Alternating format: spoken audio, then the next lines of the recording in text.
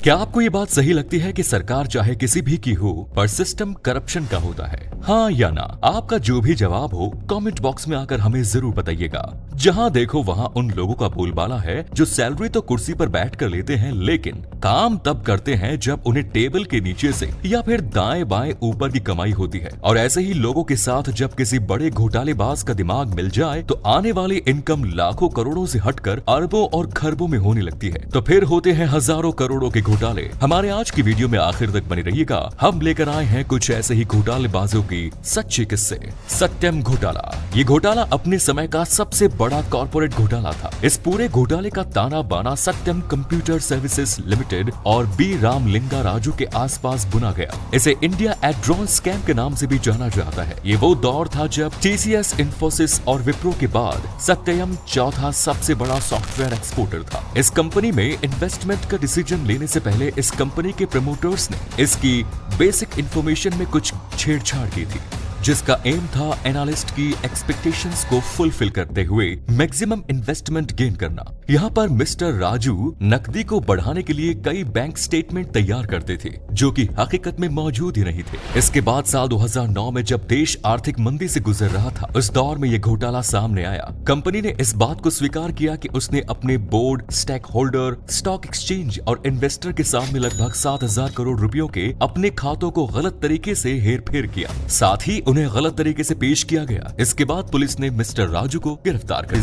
Sharda chit fund scam. ये घोटाला साल 2013 में सामने आया, लेकिन इस घोटाले की शुरुआत तो साल 2000 में ही शुरू हो गई थी, जबकि एक छोटी सी कंपनी लोगों के बीच काम करने के लिए मार्केट में उतरी थी। उसने लोगों को छोटे छोटे इन्वेस्टमेंट के लिए इंकरेज किया और उन्हें पैसा डबल से भी ज्यादा देने का लालच दिया। लोग इस लालच में आते चले गए और अपना पैसा कंपनी में इन्वेस्ट करते चले गए। उन्होंने अलग अलग इवेंट ऑर्गेनाइज करके अपनी कंपनी को सेलिब्रिटीज के जरिए प्रमोट भी करवाया। इसका असर ये हुआ कि बहुत ही कम समय में कंपनी ने 2500 करोड़ रुपए इकट्ठा कर लिए। कंपनी के पास 1.7 मिलियन इन्वेस्टर्स हो चुके थे, लेकिन साल 2013 से इस कंपनी की उल्टी गिनती चालू हो गई। जब इन्वेस्टर्स को ये समझ में आया कि कंपनी की जितनी देनदारी बनती है, कंपनी की इनकम उससे बहुत कम है, यानी कि इन्वेस्टर को लगा कि कंपनी का इनपुट आउटपुट से कम है, तो उन्होंने पुलिस की मदद ली, जिसके बाद ये मामला सीबीआई को सौंप दिया गया। 2G scam. ये स्कैम साल 2010 में सामने आया, जब कंपनी कंट्रोलर ऑडिटर जनरल की रिपोर्ट सामने आई। इस रिपोर्ट में उन्होंने मोटे मोटे तौर पर जो बातें कही, उसके अनुसार साल 2008 में सरकार ने जो स्पेक्ट्रम की नीलामी की थी, उसमें जनरल नीलामी करने के बजाय पहले आओ पहले पाओ की स्कीम के तहत नीलामी की गई। इससे सरकार को लगभग 1,76,000 करोड़ रुपयों का नुकसान हुआ। इस मामले में दोषियों के खिलाफ मामला दर्ज हुआ और ये मामला सुप्रीम कोर्ट की निगरानी में आगे बढ़ा। इस स्कैम ने सरकार को भी कटघरे में खड़ा कर दिया। नेक्स्ट इज बोफोर्स कांड। देश की सेना को आधुनिक बनाने, उसे और ज्यादा ताकतवर बनाने के लिए सेना में मौजूद तोपखाने को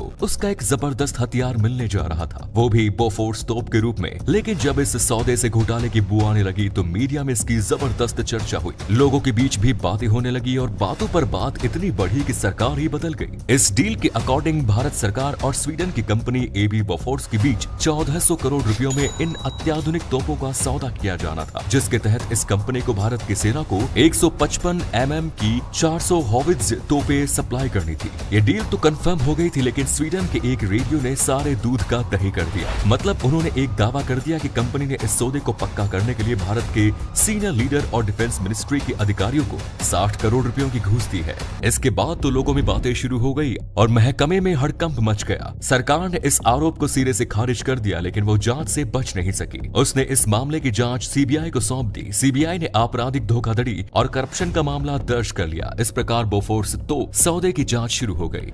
next is PNB scam. Vijay Mallya के 9,000 करोड़ के घोटाले के बाद एक नाम और आता है जो बैंकों से पैसा लेकर विदेश भाग गया। वो नाम है नीरव मोदी का। नीरव मोदी ने भारतीय बैंकों से लगभग 10,000 करोड़ रुपयों का कर्ज लिया और उसे चुकाने के बजाय देश छोड़कर बाहर चला गया। इस कांड में उसके चाचा मेहुल चौकसी भी आरोपी है। इसके साथ ही पीएनबी बैंक के 2 सीनियर अधिकारी भी इस घोटाले में शामिल थे। ये पंजाब नेशनल बैंक के ब्रैडी हाउस प्लान के तहत हुआ सबसे ज्यादा विवादास्पद घोटाला है। इस घोटाले को करने के लिए कुछ बैंकरों ने 10,000 करोड़ से ज्यादा के लेटर ऑफ अंडरटेकिंग जारी किए, जो केवल 1 साल के टाइम पीरियड के लिए मोतियों के इंपोर्ट के मामले में भारतीय बैंकों के ब्रांचों के फेवर में खोले गए थे। इस तरह इस मामले में बैंकों की रिस्पॉन्सिबिलिटी आ गई, जिसके बाद बैंकों ने नीरव मोदी के खिलाफ सीबीआई में कंप्लेंट फाइल कर दी। ये कंप्लेंट उन तमाम कंपनियों के खिलाफ फाइल की गई थी जिसमें नीरव मोदी का नाम जुड़ा था। Next is ABG shipyard scam. ABG shipyard घोटाला दूसरे तमाम घोटालों को टक्कर देता हुआ आगे निकल गया। जी हां, ये घोटाला लगभग 22,842 करोड़ का है।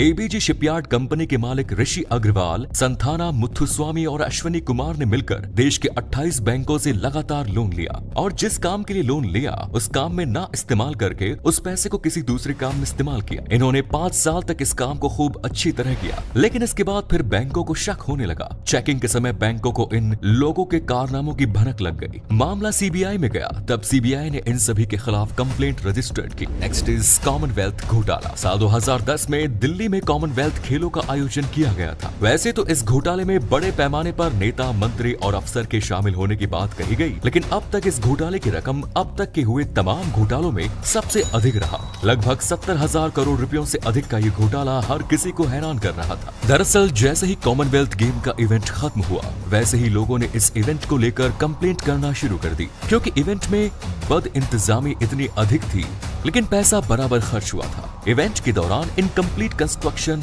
वाटर लीकिंग, डेंगू जैसी कई समस्याएं सामने आई। जांच में ये बात पता चली कि कॉमनवेल्थ गेम कमेटी मेंबर्स और सभी ने मिलकर पैसों का हेरफेर किया और अच्छी कंपनी को टेंडर देने के बजाय लोकल कंपनियों से काम कराया। इस मामले में आयोजन से जुड़े कमेटी मेंबर्स, सरकारी अफसरों और नेताओं पर केस दर्ज किया गया। विजय माल्या घोटाला। भारत के एक भगोड़े कारोबारी के रूप में अपनी पहचान बना चुके विजय माल्या का नाम कभी अच्छे कारोबारियों में लिया जाता था, लेकिन साल 2007 में जब किंगफिशर एयरलाइंस ने low cost carrier Air Deccan को टेक ओवर किया, वहीं से विजय माल्या के बुरे दिन भी शुरू हो गए। ये कंपनी पहले से ही कर्ज में थी, लेकिन इसे खरीदने के बाद कंपनी को घाटा भी होने लगा और इसका कारण था इंटरनेशनल मार्केट में तेल की कीमतें बढ़ने लगी। इसके बाद किंगफिशर एयरलाइंस के सामने भी कंपनी को आगे चलाने के लिए पैसों की समस्या आकर खड़ी हो गई, जिसे हल करने के लिए विजय माल्या ने देश के अलग अलग बैंकों से बड़े पैमाने पर कर्ज लेना शुरू किया। लेकिन घाटे में चलती हुई कंपनी को कोई कर्ज लेकर कितने समय तक संभाल सकता है? आने वाले समय में विजय माल्या के टोटल नेटवर्थ का 50% कर्ज में डूब गया। कंपनी को आगे चलाने के लिए आगे चलकर उनको कर्ज लेना पड़ा, जो लगभग 1 दर्जन बैंकों से लिया गया था।